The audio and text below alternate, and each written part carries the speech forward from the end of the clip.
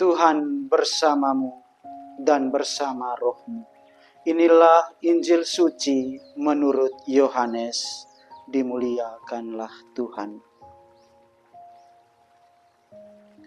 Ketika hari sudah malam, pada hari pertama minggu itu, berkumpullah murid-murid Yesus di suatu tempat dengan pintu-pintu yang terkunci, karena mereka takut kepada orang-orang Yahudi.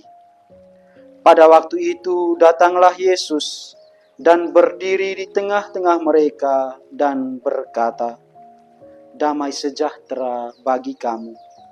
Dan sesudah berkata demikian, Ia menunjukkan tangannya dan lambungnya kepada mereka.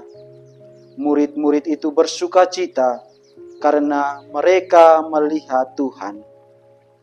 Maka kata Yesus sekali lagi, "Damai sejahtera bagi kamu. Sama seperti Bapa mengutus aku, demikian juga sekarang aku mengutus kamu." Dan sesudah berkata demikian, Ia mengembusi mereka dan berkata, "Terimalah Roh Kudus. Jikalau kamu mengampuni dosa orang, dosanya diampuni. Dan jikalau kamu menyatakan dosa orang tetap ada, dosanya tetap ada." Demikianlah sabda Tuhan. Terpujilah Kristus. Saudara-saudari yang terkasih dalam Kristus Tuhan, pada hari ini gereja merayakan hari raya Pentakosta. Warna liturgi yang kita gunakan adalah warna merah. Bukan sekedar hiasan. Warna merah mengingatkan kepada kita bahwa api yang dilambangkan dengan Roh Kudus bukan api yang membakar rumah, tetapi api yang membakar semangat kita. Hari lahirnya gereja. Saudara-saudari yang terkasih dalam Kristus Tuhan, mari kita perhatikan dalam bacaan pertama dari Kisah Para Rasul, kita mendengar bahwa ada angin keras, ada lidah-lidah api, dan para rasul berbicara dalam berbagai bahasa. Orang banyak dari Partia, Media, Elam, Mesir, dan bahkan Romawi masing-masing mendengar dalam bahasa ibu mereka sendiri. Para rasul tidak pernah mengikuti kursus bahasa asing. Para pemungut cukai, para nelayan, mereka tidak pernah belajar atau kursus bahasa. Tetapi ketika datangnya Roh Kudus, mereka berbicara dari berbagai bahasa. Para saudara dan saudariku yang terkasih, kisah ini juga mengingatkan kita bahwa Roh Kudus menghancurkan tembok-tembok pemisah. Bahasa, suku, budaya, status sosial, semua sekat buatan manusia itu tidak berarti di hadapan Allah. Dan setiap kali kita merayakan Ekaristi, kita mengalami yang namanya Pentakosta kecil. Kita melihat dalam misa, Roh Kudus diundang untuk mengubah roti dan anggur menjadi tubuh dan darah Kristus. Dan di sini, liturgi bukanlah sebuah tontonan. Liturgi adalah pertemuan.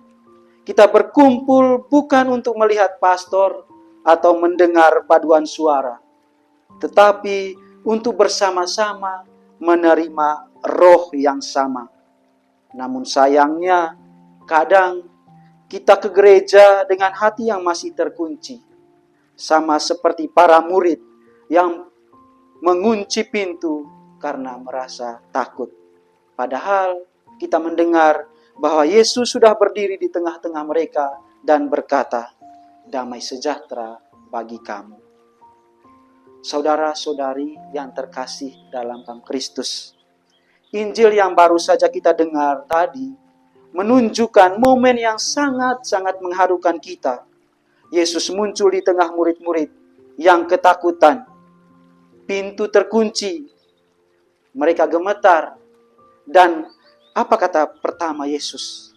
Bukan teguran, bukan celaan, tetapi damai sejahtera. Setelah itu kita mendengar juga bahwa Yesus menghambusi mereka dan bersabda, terimalah Roh Kudus. Dan kita tahu bahwa di dalam perutusan itu diberikan wewenang untuk mengampuni dosa. Kita perhatikan ada urutannya di dalam Injil tadi. Pertama, diberikan damai sejahtera, baru Roh Kudus, lalu kuasa mengampuni. Inilah pesan yang sangat relevan untuk zaman kita saat ini. Dunia kita hari ini penuh dengan orang-orang pintar, orang-orang sukses, orang-orang yang berkuasa. Tetapi kita kekurangan orang yang berani mengampuni. Di mana-mana kita melihat orang merasa dendam yang dirawat bertahun-tahun. Keluarga retak karena gengsi minta maaf. Sahabat berpisah karena kesalahan kecil yang tidak pernah dimaafkan. Media sosial dipenuhi dengan hujatan dan saling serang. Semua orang merasa benar, tidak ada yang mau mengalah. Saudara-saudari, menjadi profetis di zaman kita ini tidak selalu berarti bernubuat tentang masa depan. Menjadi profetis berarti berani berbeda. Artinya bahwa berani menjadi orang yang pertama mengulurkan tangan, berani minta maaf meskipun kita merasa benar, berani mengampuni tanpa menunggu permintaan maaf terlebih dahulu. Itu memang sulit.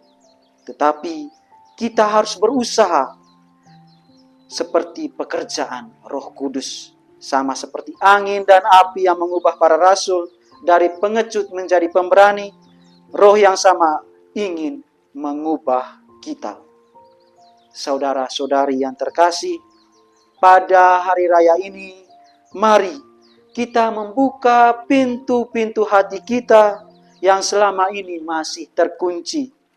Yesus berdiri di luar dan berkata, damai sejahtera bagi kamu. Jangan biarkan ia berdiri terlalu lama. Terimalah Roh Kudus. Biarlah Dia yang memberi kita kekuatan untuk mengampuni, untuk berdamai, dan belajar untuk keluar dari ketakutan-ketakutan kita. Dan inilah pesan yang sangat-sangat relevan pada hari raya Pentakosta ini. Jangan biarkan ketakutan, dendam, atau luka masa lalu mengunci hati kita. Bukalah pintu hati bagi Roh Kudus, karena hanya Dialah yang memberikan damai sejahtera dan keberanian untuk mengampuni tanpa syarat. Semoga Tuhan memberkati kita sekalian.